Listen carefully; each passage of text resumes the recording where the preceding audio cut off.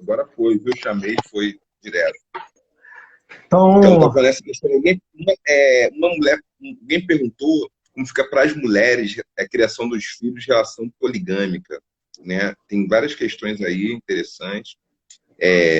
Eu, por questões pragmáticas, vou ter que ficar 10, no máximo 15 minutos, porque eu estou com uma perfeito, perfeito. dinâmica de buscar, então, assim, questão de compra e ter que ir lá buscar e ter questão com as minhas filhas, aí, Não, dinâmica. tudo tranquilo, professor. Lógico, uma pessoa sozinha, quer dizer, essa dinâmica no familiar. Perdeu só Que 10 alguém minutos perguntou eu sobre a entrando e criação dos saindo, filhos, né? né? Oi? Não, Oi? perdemos 10 minutos só eu entrando e saindo, tentando entrar na internet, estava ajudando, né? Foi. Mas depois, foi, teve isso também. A gente perdeu um pouquinho, É. entendeu? Então, assim, você tinha me perguntado acerca das outras relações e as investigações que eu venho fazendo inicial no meu campo, né? Eu venho verificando qual é o discurso que se tem das pessoas que praticam, né, não monogamia, monogamia, enfim, quais são os discursos conflitivos que mais aparecem. E uma das questões, né, assim, para a gente encaminhar e, enfim, te liberar aí, é que reclama-se muito dessa exigência de exclusividade, né, pautada na monogamia, e afirma-se que isso não tem nada a ver com dedicação ao amor, como a gente pensa, né? Ou até mesmo ao desejo genuíno, como simplesmente somos ensinados a pensar. Mas a monogamia, ela tem esse lance de exclusividade porque há uma super exigência moral de controle do corpo, de higiene das relações sexuais, da transposição do prazer para o regime da propriedade privada. Por esse motivo, mais do que um relacionamento baseado, né, no compromisso real entre os pares, muitos desses relacionamentos são permeados pela culpa, pelo medo, pela enganação e pela inibição do prazer. Então, o que acontece? Além desses fatores, nós temos um outro sentimento que é muito problemático e está associado a uma das principais causas de feminicídio, que é o ciúme. Então, o ciúme é o sentimento intrinsecamente associado à monogamia que nós, particularmente, cultuamos. Então, o que acontece? Nós temos dentro da monogamia o ciúme romantizado, né? Se nós entendermos que os sentimentos, né, eles são tributários das relações sociais e do contexto cultural que emergem, então o ciúme só faz sentido sob a luz do parentesco ocidental. E como eu disse, o ciúme ele não é um sentimento universal e natural. Ele só pode ser pensado dentro da lógica de exclusividade, né, pautado por regras de relacionamento. Então o que acontece? No nosso contexto, amor e ciúme, eles formam um complexo de aparência indissociável. Então as subjetividades ocidentais modernas são influenciadas por essa lógica. O que acontece? Essa maneira moderna de amar, ao atrelar o sentimento amoroso ao casamento, coisa que foi feita, né, a partir do investimento em massa no liberalismo, autoriza a imposição ao parceiro de uma exigência de reciprocidade e exclusividade. Legitima o ciúme que, respeitados certos limites, pode ser considerado como prova de amor. Ou seja, no Ocidente, a falta de ciúme é desinteresse amoroso. Pô, você não sente ciúme meu? Né? Isso é algo doentio, né? Assim, você vê que isso é algo doentio.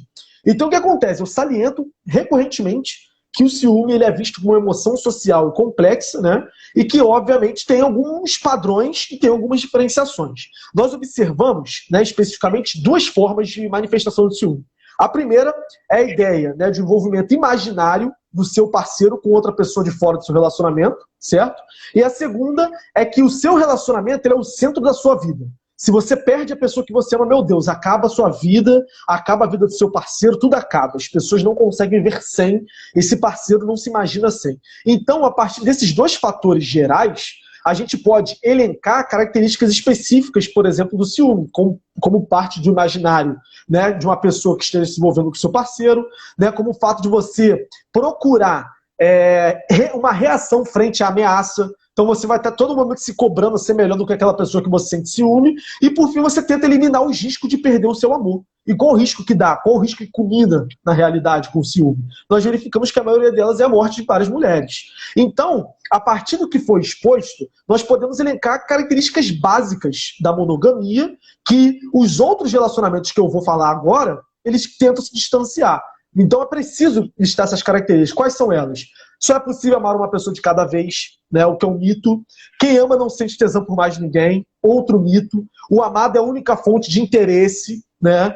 Quem ama sente desejo sexual pela pessoa a vida inteira, ou seja, a lógica de eternidade. Qualquer atividade que você realize só faz sentido ou só tem felicidade e prazer caso seu parceiro ou sua parceira esteja presente. Você não consegue fazer nada para além, né, de sua parceira, seu parceiro, você não tem vida para além disso. A centralidade da sua vida é o casamento.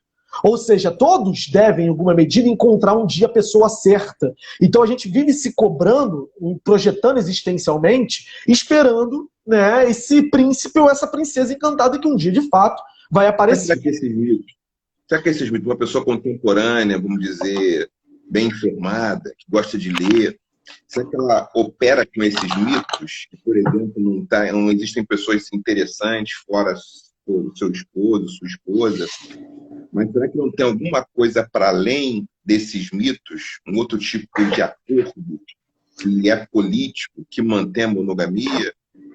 Será que não tem? Será que só reciprocidade e exclusividade são relevantes? Será que não tem outros elementos? Não sei, estou aqui pensando. Sim, tá? sim. Pensando por outro lado, ou seja, a monogamia não traz vantagens que são independentes do sistema capitalista? Ela não traz vantagens? Não quer dizer que não... Ou a poligamia, uma pergunta aqui, uma questão interessante se faz, uma pequena inferência. Será que a monogamia, então, ela indiretamente é responsável do seu discurso pelos casos de feminicídio? E se a gente praticasse poliamor, vou falar de poliamor para não pensar poligamia é um homem casado com mais de uma mulher, uma relação heterossexual, heteronormativa, ou poliandria, uma mulher casada com vários homens, pensar poliamor, que aí não é só família, mesmo local físico e tal. Ou seja, será que então poliamor seria a redenção? Não teríamos mais casos de feminicídio? Não sei. Seria melhor, o poliamor seria melhor, a forma mais interessante, a gente praticar o nosso verdadeiro instinto. Então, será que se isso é um mito, então existe um verdadeiro instinto humano que seria mais afeito a se interessar por várias pessoas a vida inteira, não só por uma? Então, o que une uma pessoa a outra? Patrimônio, valores, moral, religião, política? Nossa, ótima pergunta, professor. Primeiro, se vocês verificarem, né, todo o meu discurso até aqui, todos eles não foram em relação à monogamia especificamente, mas as coisas que mediam a monogamia. O que nós encontramos na monogamia hoje como centralidade? Lógica de exclusividade está associada a ciúme e possessão. Então, significa dizer que há valores, né, morais cultuados dentro desse tipo de relacionamento, onde nós podemos perceber que ele degrada, na realidade, e faz com que, por exemplo, nós tenhamos um dado que é o aumento exponencial de divórcios, onde ninguém entende o porquê.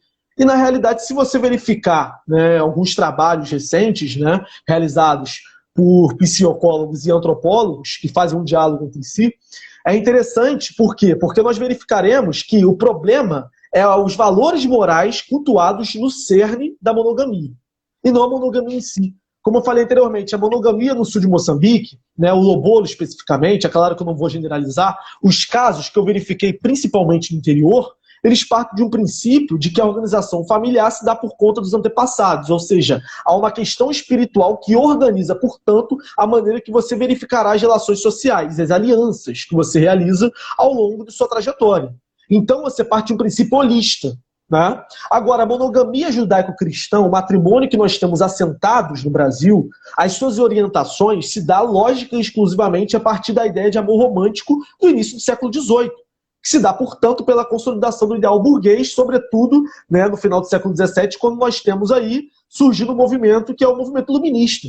Então, quando o Giddens faz esse exercício de avaliar que no Ocidente a monogamia só faz sentido dentro da lógica liberal burguesa, é que isso favorece também a lógica de propriedade privada, de possessão, e que as mercadorias circulam melhor quando você tem esse tipo de organização familiar, uma vez que você vende essa ideia de família. Então, veja bem, nós temos outros modelos, de fato. E esses outros modelos vai ter o mesmo problema? Nós não sabemos, né? Mas pesquisas recentes apontam, e eu estou trazendo isso no meu trabalho, que nós temos algumas alterações, como, por exemplo, na maneira de se ver o ciúme. O ciúme ocorre na poligamia e no poliamor? Ocorre.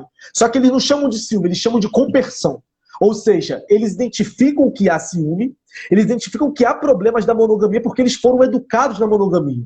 Eles trazem alguns problemas consigo para poliamor e para poligamia. Porém, eles identificam criticamente esses elementos e criticam incessantemente com o intuito de afastá-los. Na monogamia, não. Na monogamia nós naturalizamos, nós romantizamos o ciúme.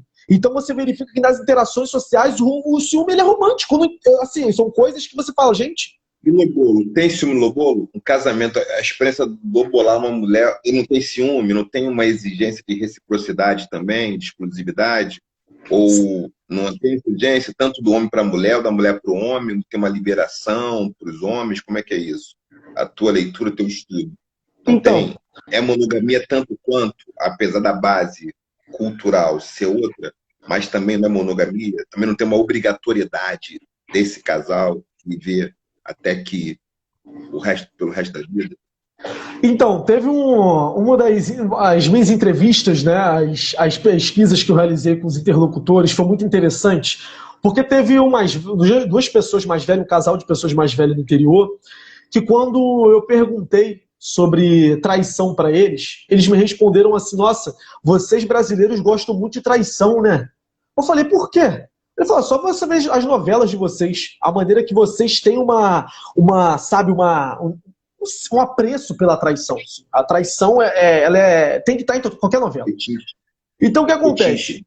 O fetiche pela traição. Você já entra na lógica extraconjugal, assim. E é interessante você pensar que a monogamia é tão institucionalizada que você tem a própria institucionalização do extraconjugalidade. Né? Isso é muito doido. Assim. Então o que acontece? Lá tinha ciúme. Né? Só que isso era reconhecido. Isso era falado, isso era tratado. Né? Não tinha de chegar ao ponto, por exemplo, pelo que eu pude compreender pelas organizações que se davam às famílias, de você simplesmente afastar a sua esposa ou afastar a si do seu ciclo de amigos que você tem desde a infância, porque eu não gosto dela, eu não gosto dele. Não tinha de você sair, não poder sair sem seu noivo ou sem sua esposa. Não tinha esses tratos que no fim a gente sabe que é um trato de possessividade. Na realidade, era algo que eles achavam que era comum para as relações, uma vez que isso oxigenava as relações. Estar com outras pessoas, para além do seu ente, estar com outras pessoas, para além da pessoa que você acha que é centralidade na sua vida, é importante para você oxigenar a sua relação. Então, veja bem, a pessoa que você casa... Estar como? Explica o estar como aqui, tá? O verbo estar, dá a conotação verbo estar. Estar, não sei, tomando um café, ou você está usando o verbo estar enquanto um encontro afetivo? Não, está saindo, tomando café, enfim, tomando a cerveja, entre outras... entender porque é importante fazer um rodapé aí. Não, é porque é o seguinte, professor, as relações não monogâmicas consensuais, de maneira geral, elas procuram romper, né, o modelo tradicional de relacionamento conjugal e abre uma série de questionamentos sobre os limites e fragilidades do modelo monogâmico tradicional que nós conhecemos. Além de mostrar também a violência que os modelos tradicionais e normativos de relacionamento podem produzir. Então, quais seriam esses modelos? Por exemplo, vou elencar aqui. A poligamia, né, ela é apontada como uma prática de conjugalidade culturalmente localizada, em que o homem ou a mulher pode ter vários parceiros, não havendo necessariamente a consensualidade e a liberdade afetiva entre todas as partes. Ou seja, a poligamia é associada tradicionalmente às sociedades ameríndias, africanas e muçulmanas, e pressupõe a simetria de gênero, né? Ou seja, um único polígamo ou polígama em cada relação. Então nós temos a poligamia que pode se constituir de duas formas, né? Que é a poliginia, né? Que é uma forma de poligamia em que o homem possui duas ou mais esposas, e a poliandria, a união em que uma só mulher é ligada a dois ou três maridos ao mesmo tempo. Então, de modo geral, a poligamia é uma forma de casamento que tende a ser, né, sobre construção familiar no contexto de uma tradição grupal, com foco em cumprir um propósito comum, que é um propósito espiritual, enfim. Então, tanto a poliginia quanto a poliandria, elas remetem a uma prática unilateral, em que apenas um dos sexos tem o direito de nutrir mais de um parceiro. Então, elas se baseiam, né, numa cosmovisão e numa ancestralidade comum. O casamento poligâmico é historicamente ancorado na coletividade e responde e relaciona essa realidade social. O poliamor, que já é muito diferente, é uma modalidade de relacionamento que permite a não exclusividade sexual. Ou seja, o poliamor é pensado como sendo uma prática de um relacionamento íntimo e sexual simultâneo com mais de uma pessoa, com concessão e conhecimento de todos os envolvidos. Sendo assim, os adeptos dessa modalidade consideram possível amar mais de uma pessoa ao mesmo tempo, mas desde que seja baseado nos valores, né, de consensualidade, de honestidade, de uma troca onde haja um diálogo entre todas aquelas pessoas envolvidas. Por outro lado, nós temos as relações livres, ou RLI, né, o amor livre, que geralmente são ligadas às perspectivas mais anárquicas, que seriam relações não pautadas na obrigatoriedade do estabelecimento de vínculos afetivos, né, amorosos e sexuais. Muito presente na premissa da Simone de Beauvoir e do Sartre, por exemplo, que eles se colocavam enquanto polígamos, né, mas pautados por uma filosofia existencialista, né, onde, na realidade, nós não temos nenhuma essência, pelo contrário, o homem está destinado, como o senhor mesmo sabe, a ter a liberdade e a ser angustiado. Por quê? Porque, enquanto indivíduo, eu estou frente a um futuro que eu projeto e frente a um passado que eu já fui um dia. Então, eu estou nesse meio termo a todo momento angustiado, né? Então, eu produzo minha liberdade dentro desse contexto. Então, as RLI, elas se baseiam muito dentro dessa premissa, né, do Sartre. O Sartre criticava incessantemente a poligamia. Já por outro lado, nós temos o relacionamento aberto, né, que é entendido como uma relação inicialmente monogâmica, que abre espaço progressivamente para ambas as partes se relacionarem com outras pessoas, mas não estabelecem vínculos afetivos e amorosos profundos, né, para as pessoas que elas se relacionam. Então, resume-se muitas vezes a liberdade de ter relação sexual com terceiros. E, por fim, temos os swingers, né, ou as práticas de swing, que prevê relações sexuais com mais de uma pessoa, mas geralmente é apontada como problemáticas por se tratarem de relações restritas estritamente à liberdade sexual, já que o afeto permanece na célula monogâmica. Então verifique, tem vários tipos de relacionamento. E por que nós não conseguimos desconstruir a ideia de que a relação monogâmica é a única ou a verdadeira forma de amar? Assim como não existe uma forma verdadeira de constituir família, há múltiplas possibilidades. Mas por que a nossa definição ela é submetida ao modelo social que mais oprime, que mais domina, do que na realidade desperta em nós uma criticidade de olhar para o seu companheiro ou companheira? Então são questões que eu acho que é interessante a gente fomentar nesse debate, entende?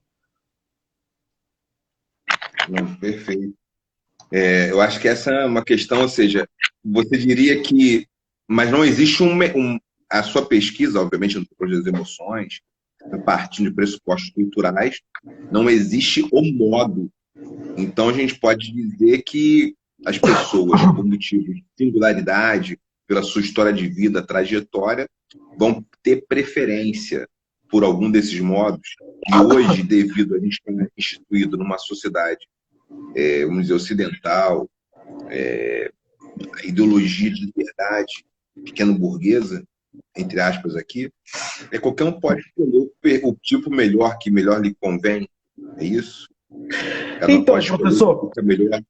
Tem para todos os gostos. Quem quiser monogamia tem monogamia, quem quiser poliamor tem poliamor, quem quiser relação livre RLI, né? Tem... Assim, vamos lá. Né? Vou responder essa pergunta de uma forma bem direta, tá? Tem um tipo de discurso que me incomoda muito, por exemplo, quando a gente fala de tolerância, né? O discurso de tolerância ele ficou muito comum, muito famoso. Então as pessoas, enfim, cristãs, falam que tem tolerância, religião de matriz africana, etc e tal. Só que o problema para mim não é a tolerância, velho. A gente não pode partir desse pressuposto, eu sou tolerante, eu sou monogâmico, mas respeito, tá, o seu tipo de relacionamento. Não é isso que a gente está procurando aqui. Eu, enquanto cientista, né, eu trago evidências empíricas a partir dos resultados de minhas pesquisas e não posso simplesmente chegar aqui e falar, olha, gente, o certo modelo de relacionamento é esse. Não. E o que eu vou fazer? Eu vou apresentar criticamente o que é hegemônico. Ou seja, à medida que a gente olha para o cristianismo, o que é hegemônico? O cristianismo. Não basta você, enquanto cristão, tolerar a religião de matriz africana. Você tem que ser crítico com a sua própria religião e produzir internamente discursos críticos em relação às análises e também às proporções que essa religião tem historicamente na história desse país. Ou seja, eu, enquanto monogâmico, basta, legal, né? Eu respeito, mas eu sou monogâmico. Não! Você, enquanto monogâmico, tem que entender que a monogamia é uma um relacionamento estruturado desde o período colonial, em que os próprios povos ameríndios e os próprios povos africanos não praticavam esse modelo de relação, né? E é um modelo que você tem que reconhecer o quê? Que é limitado, que tem seus problemas, né? Que é hegemônico e que afeta e inibe o desenvolvimento de outras formas de verificarmos relação. Então, o que acontece? Eu não estou aqui para dizer se monogamia é melhor, poligamia, poliamor é melhor ou pior. Não. Eu estou aqui para apontar como que a monogamia ela se estrutura a partir de um modelo social de opressão e dominação, né, e que tem vários problemas e limitações que nós podemos ver as consequências práticas da realidade. Então, o que acontece? Os relacionamentos sexuais monogâmicos, ditos eternos, eles são tidos como normais. E todos que não são monogâmicos são marginalizados. Então, a primeira instância, por exemplo, que você, quando a gente observa uma pessoa que não pratica monogamia, é achar que aquela pessoa transa com todo mundo, transa com qualquer um. Quando você vai ver que, na realidade, né, pesquisas nos Estados Unidos, principalmente, verificam que, em termos de higiene sexual, né, os casais, as famílias que praticam poliamor, eles partem do princípio de que isso é muito mais efetivo se cuidar. Por quê? Porque tem honestidade. Todo mundo sabe que todo mundo se relaciona sexualmente com todo mundo ali. E aí você pega a monogamia, como por exemplo, traz doença para dentro de casa, que aconteceu, né, várias vezes na minha família, que é romantizado, né? E as pessoas vivem 70, 80 anos e falam para você assim, nossa, olha lá, meu avô, meu tio vivendo 80 e 90 anos juntos. Quando você vai ver, é um relacionamento doentio. A história desse relacionamento é tudo problemático. Onde o homem, principalmente, né, ele tem lá, ó, mulheres no bar, tá na rua o tempo todo, e a mulher fica dentro de casa cozinhando. Esse é o relacionamento dos meus tios. Esse é o relacionamento da maioria dos meus familiares, entende? Então, assim, eu não consigo chegar para o senhor e falar assim, professor, olha... Muito obrigado por compartilhar essa intimidade familiar aqui conosco, aqui na live, aqui. Mas vocês vão saber aí dos seus tios aí, de parentes próximos a você aí. Fecha a porta, por favor, João. Fecha a porta. Vamos saber desse negócio aí. Agora, isso aí não é porque é monogâmico ou poliamor que não tem higiene sexual. Uma pessoa que descuidada, né? Pode ser uma pessoa que, né, que não se precaveu, então, né? Mas boas questões. Então, assim, questionar as pessoas que praticam monogamia, está dizendo isso, questionarem o relacionamento. Então, a monogamia, né? Está propondo que não é natural, desnaturalizando a monogamia. Perguntaram aqui, umas perguntas aqui, ó, para você, uns bate-pronto assim. Opa! Está analisando apenas o Ocidente, peraí, tem uma do Ocidente, tem uma aqui que é interessante, ó. A monogamia é mantida por um conjunto de aparatos misóginos, LGBTfóbicos e racistas. Retirar essa base da monogamia não deixaria automaticamente ser uma monogamia? Ótima pergunta. Peraí, eu só não entendi. Fala a final, cortou aqui. Fala para mim de novo esse final. Ó, deixa eu buscar ela aqui novamente. Deixa eu ver se eu encontro ela aqui. Peraí, mais fácil aqui no computador, vamos ver. Estou subindo aqui porque são... Deixaria de ser monogamia? Deixaria de ser monogamia se a gente eliminasse misoginia, eliminasse todos esses elementos, LGBTfobia, a monogamia deixaria de ser monogamia? Isso é a base? Uma questão que não é fácil, não. Uma questão que não é fácil. Então, né, eu parto de alguns estudos, né, como, por exemplo, eu falei aqui um livro que eu indico, que é As Transformações da Intimidade, do sociólogo Antônio Guidez, e também a Baixa Família Monogâmica, que é de um sociólogo, né, o Lessa, da USP, que ele faz uma trajetória, a partir de uma perspectiva mais marxiana, né, mais marxista, do surgimento da monogamia. Mas, assim, esses estudos, eles nos trazem o quê? Como evidência empírica. Eles nos trazem que, de fato, a ideia ou a ideologia central da monogamia judaico-cristã, ela parte de um princípio de transformações no sentido de liberdade. Ou seja, o individualismo presente na ideia liberal, né, da burguesia, da família burguesa, que vai ser, portanto, consolidado no século XVIII, é algo que vai trazendo esses valores ocidentais modernos. Agora, eu não sei responder se nós retirássemos, por exemplo, os valores que ele apontou, se nós deixaríamos de ter. Eu sei que a monogamia né, que nós cultuamos aqui, ela é pautada em valores centrais, como, por exemplo, a ideia de exclusividade, de possessão, de ciúme, né, entre outras ideias que se afloram dentro desse contexto. Então, acho que assim, eu não sei projetar, né, eu não posso trabalhar com si. Eu sei falar do que é. E o que é que nós temos, de fato, a centralidade da monogamia, que ela se constitui como essa ideia de exclusividade e possessividade, né? A ideia de amor romântico desde o século XVIII. Vou para outra. Em Angola, esta conjugalidade é hoje consequência da ideia de poligamia. Como é em Moçambique? Então, de fato, tá? Acontecia muito, né? Havia poligamia sim no território sul de Moçambique.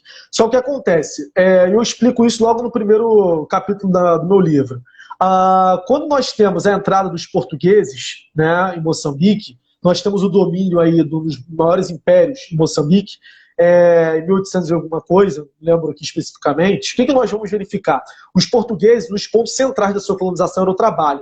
Então eles começam a pegar pessoas, né, da zona ali costeira de Moçambique e enviar para as minas na Inglaterra, da África do Sul, né, na mina dos ingleses, no apartheid.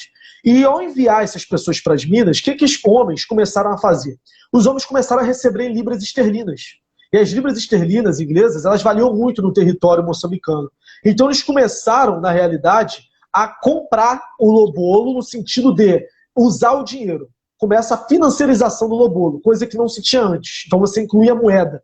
E com a financiarização do lobolo, o que acontece? Antigamente, né, era comum haver poligamia, por quê? Porque você tinha ali uma mulher que, se tivesse um irmão só, né, e tivesse 4 irmãs, à medida que elas saíssem de casa e fossem se casando, ia passando para ele, né, os presentes que ela recebia. Portanto, ele poderia lobolar quantas mulheres, né, fosse o número de irmãs. E com isso aconteceria a poligamia. E, ao mesmo tempo, nós tínhamos também a regra do levirato, né, que eu falei anteriormente, onde, por exemplo, o irmão morria, né, o irmão mais novo dele era meio que obrigado a casar, portanto, com sua esposa, mesmo tendo uma esposa. Então, com isso, acontecia a poligamia. Só que quando os portugueses chegam e começa a financiarização do lobolo, especificamente no século XIX, nós vamos verificar que, com isso, temos aí também a prostituição da mulher africana. Então, a poligamia, ela começa a ser desmantelada, principalmente por conta da prostituição. E é uma das coisas que eu vou trabalhar no meu livro, que eu não vou explanar mais para vocês ficarem curiosos. Como que a poligamia, de fato, trabalha com esse princípio de equilíbrio, né? Então, quando você começa a explorar no sentido sexual a mulher africana, você, portanto, acaba com a possibilidade de poligamia. Então, é um impacto direto que se tem. A Inês, tem mais uma pergunta aqui. A Inês fala... A Luísa falou que a família dela tem casos, pessoas tiveram casos para Portugal, ele trouxe doença para casa. E tem uma questão aqui que é o amor, por que tem que estar ligado ao sexo? É da Inês. E enquanto houver individualismo, não funcionará nem monogamia nem poligamia. Boas questões. Então, o Maria também está aqui, o amigo Richard também está aqui.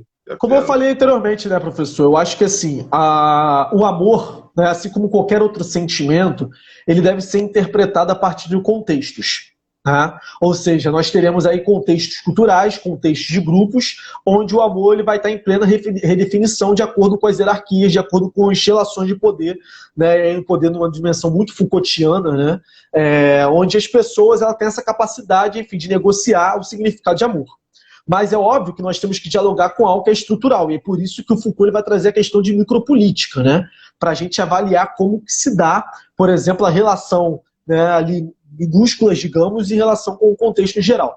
Então, o que acontece? Uma das correntes predominantes, né, ao pensar emoções é o essencialismo, né, que são estudos psicológicos e psicanalíticos das emoções, né, e o que tem mais influência na maneira que vemos a emoção.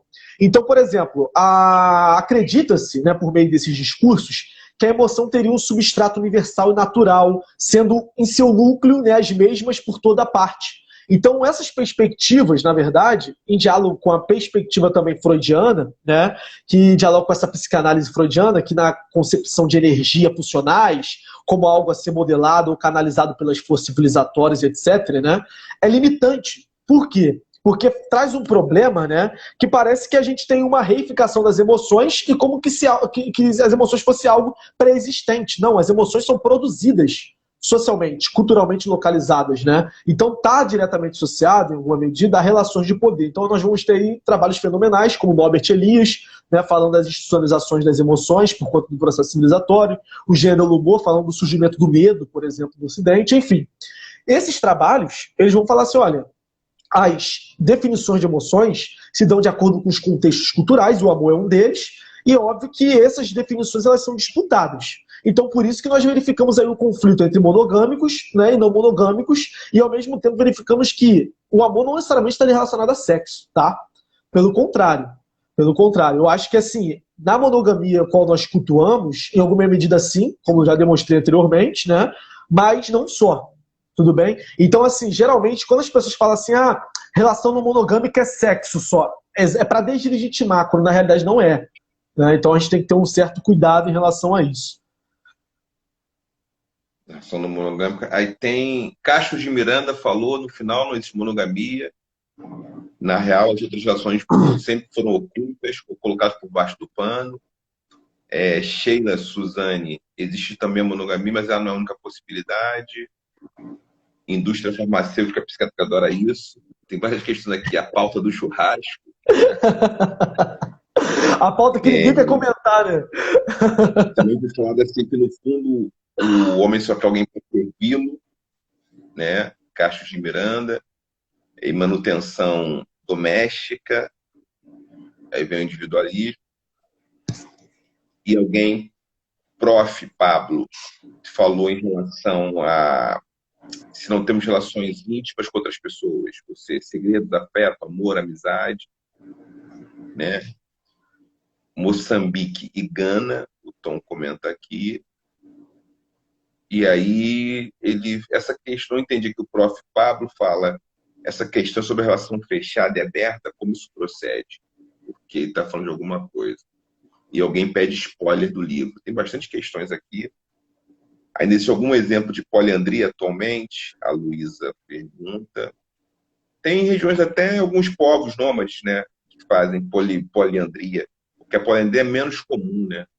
É menos comum porque tem muito a ver, eu aprendi isso com o Carlos Mu, nosso mestre, que tem a ver com densidade demográfica masculina ou feminina. Então, se tiver muitas mulheres, mais do que homens, tem a poligamia, que eu estou chamando aí de poligamia, e a poliandria. E aí, quando uma mulher tem mais de um marido, é por conta de uma densidade que tem uma quantidade menor de mulheres naquela região. Então, isso é um fator, tá? Perfeito.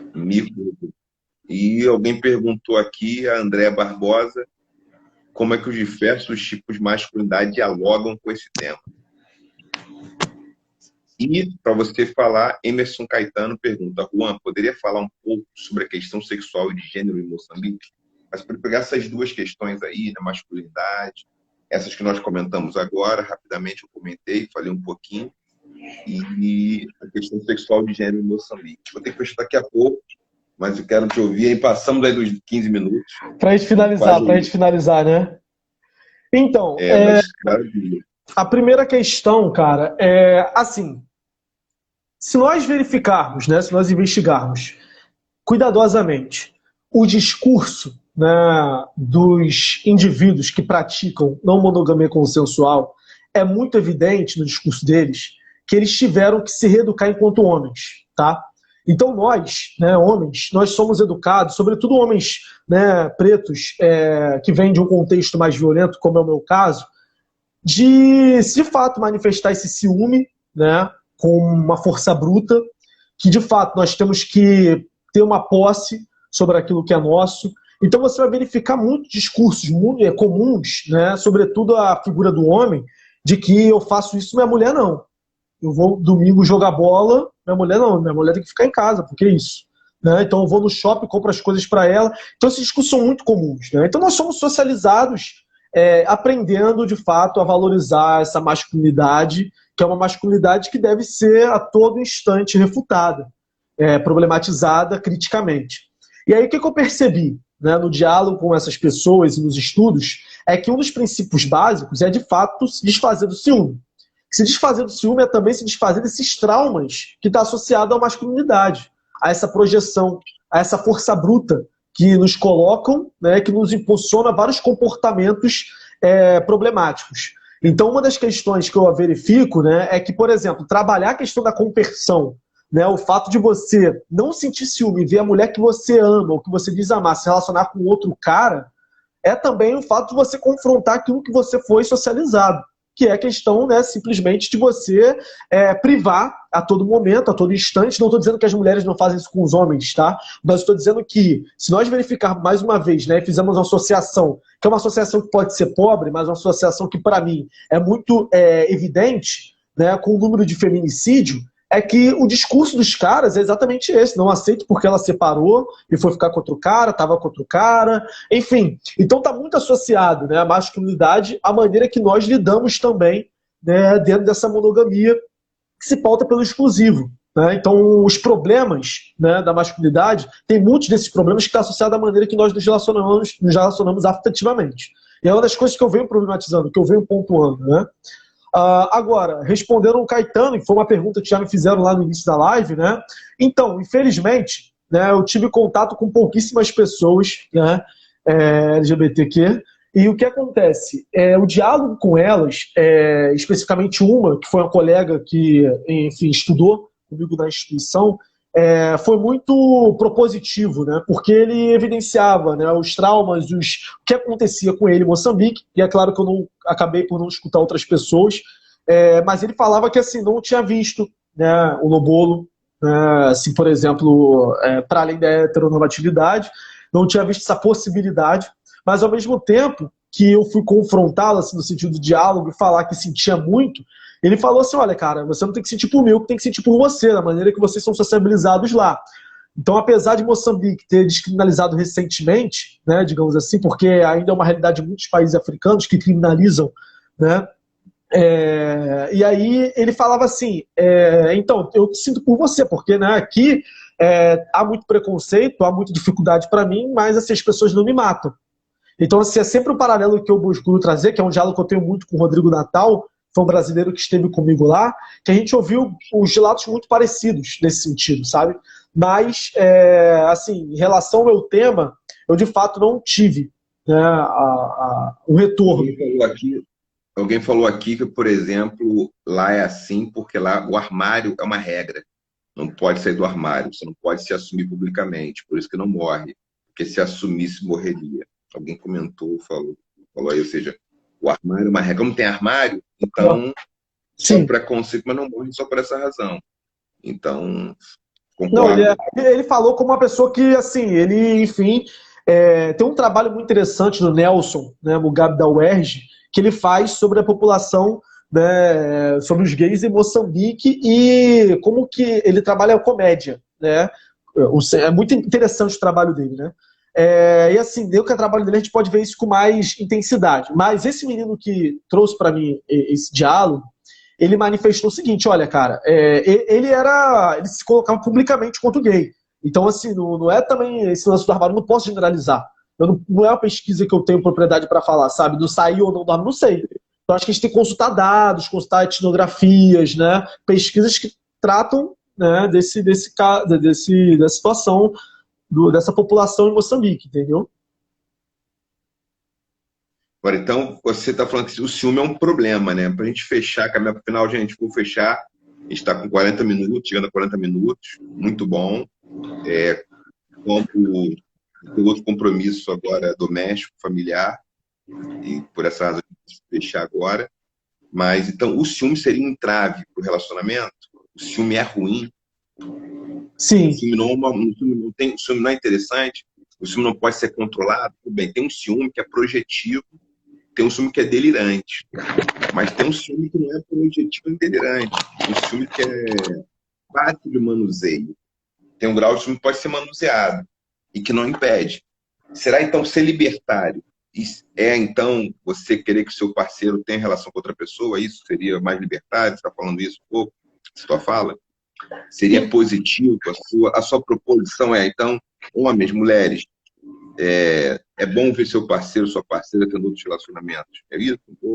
Isso vai ser uma coisa redentora? acabar com o ciúme, seria por aí? A pessoa vai ser uma pessoa, vamos dizer, mais libertária ou mais cult, não sei o que seria. Se fosse, Então, seria...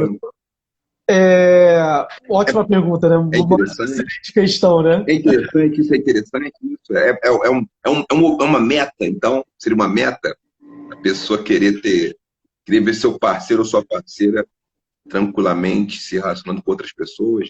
O risco dessa relação terminar haveria. Márcia, trabalho com os animais sem ter ciúmes.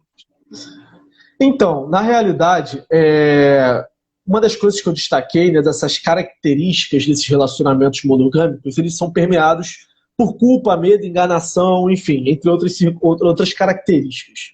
Mas a principal, e uma das características que mais me preocupa, é de fato ciúme, né? Eu quis dizer o seguinte, se você pega, por exemplo, os relatos, né,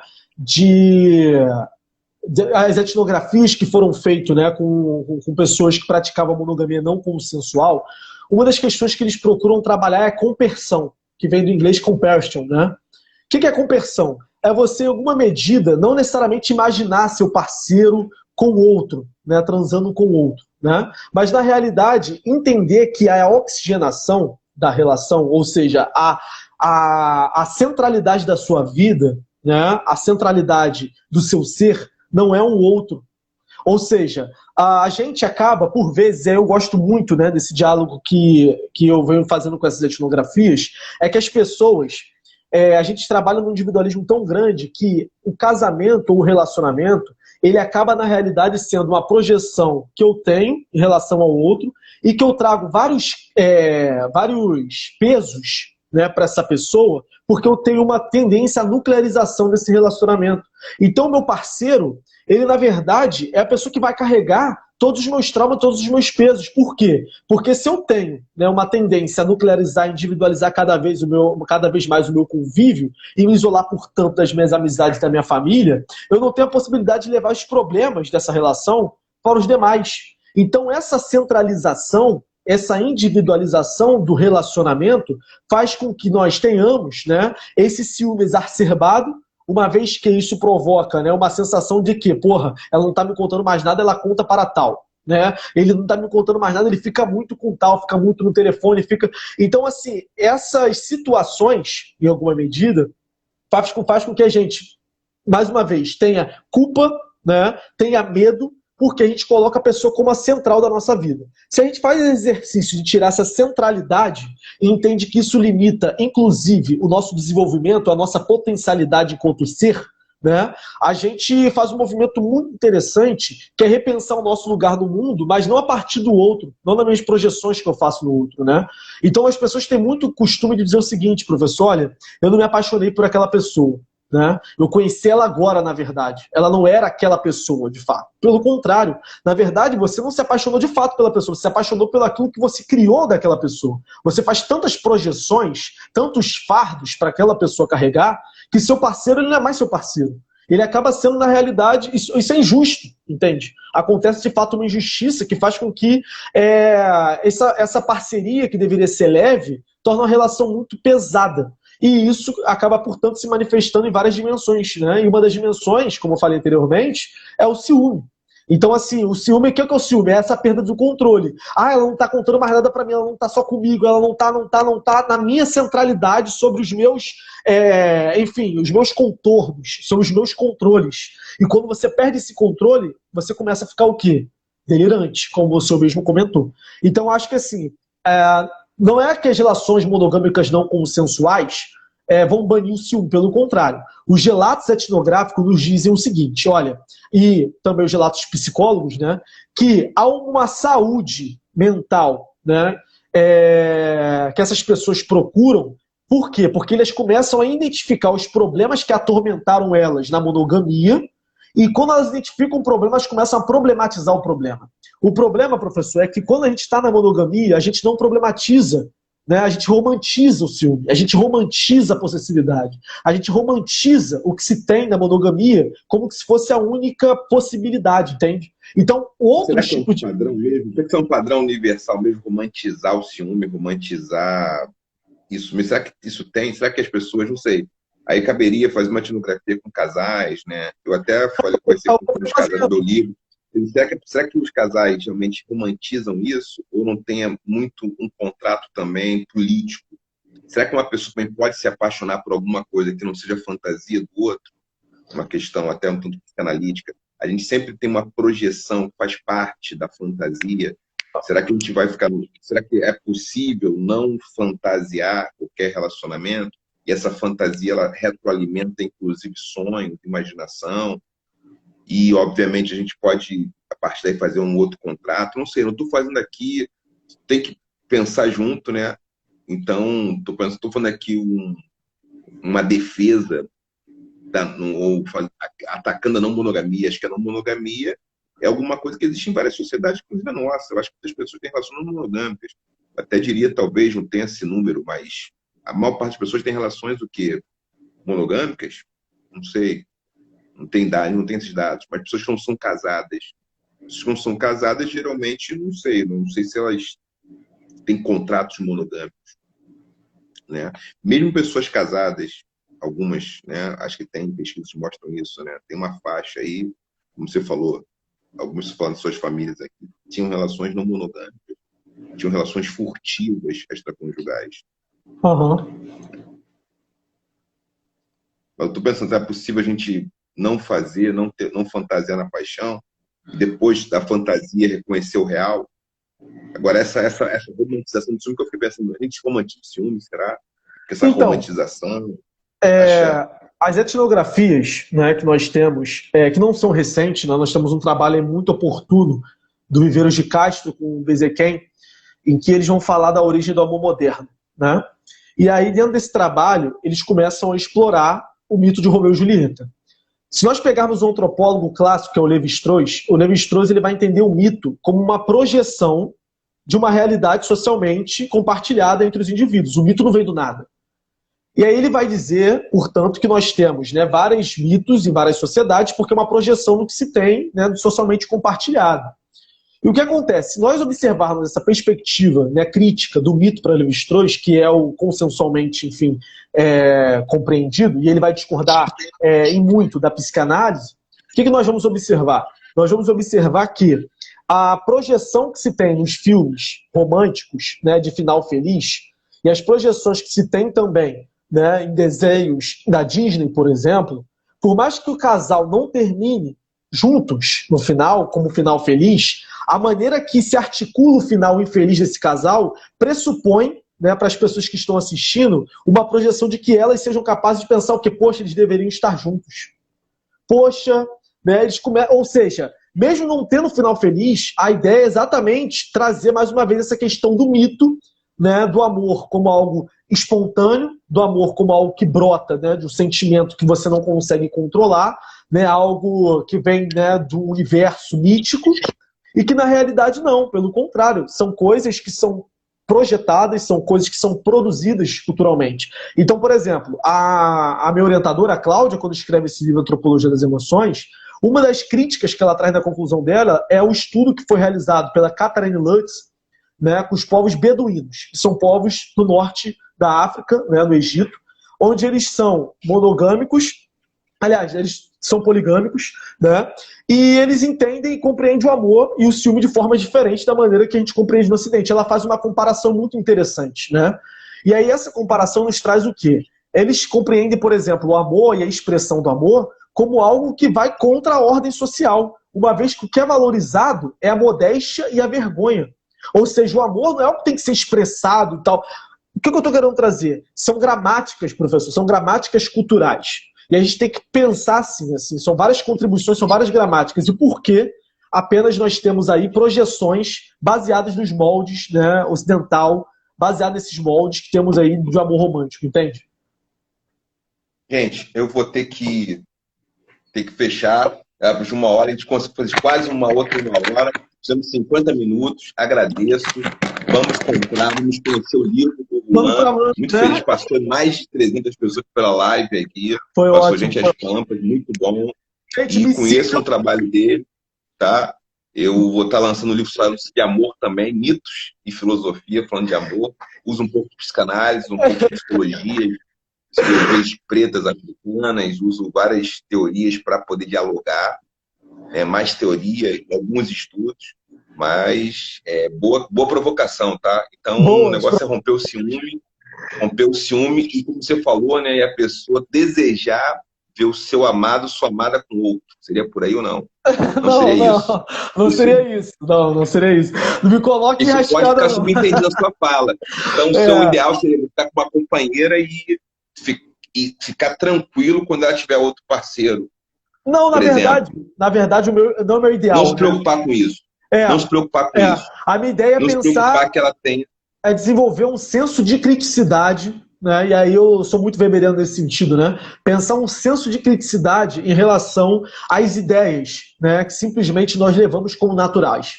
Então, assim, o senso de criticidade é identificar aquilo que é hegemônico na nossa vida e por que nós nos socializamos, por exemplo, dessa forma e não de outra. Quando que vocês aprenderam a ser monogâmicos? Ponto. São perguntas simples, né? Que fazem com que a gente tenha esse senso de criticidade.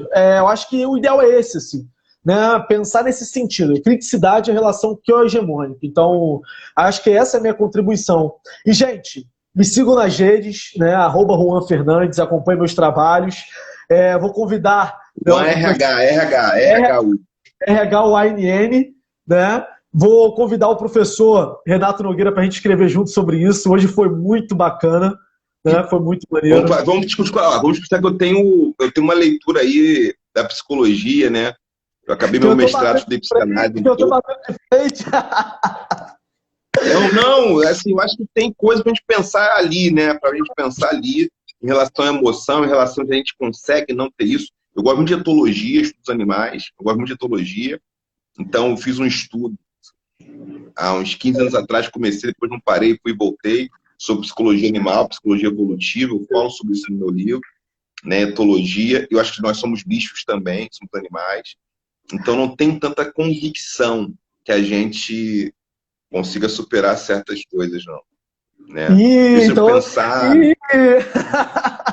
Você falou de instinto, eu já fiquei quicando. Não fala de instinto para antropólogo. Não, instinto entre aspas. Né? Não, instinto foi uma provocação, né? Instinto foi uma provocação porque você estava falando, então não tem essa natureza? Não tem natureza. Não tem natureza. Natureza tá aqui, ó. Social, cultural. Se o lance da natureza humana aí, pessoal, é problemático. Sim. Não, em certa medida, falar em natureza humana é extremamente problemático.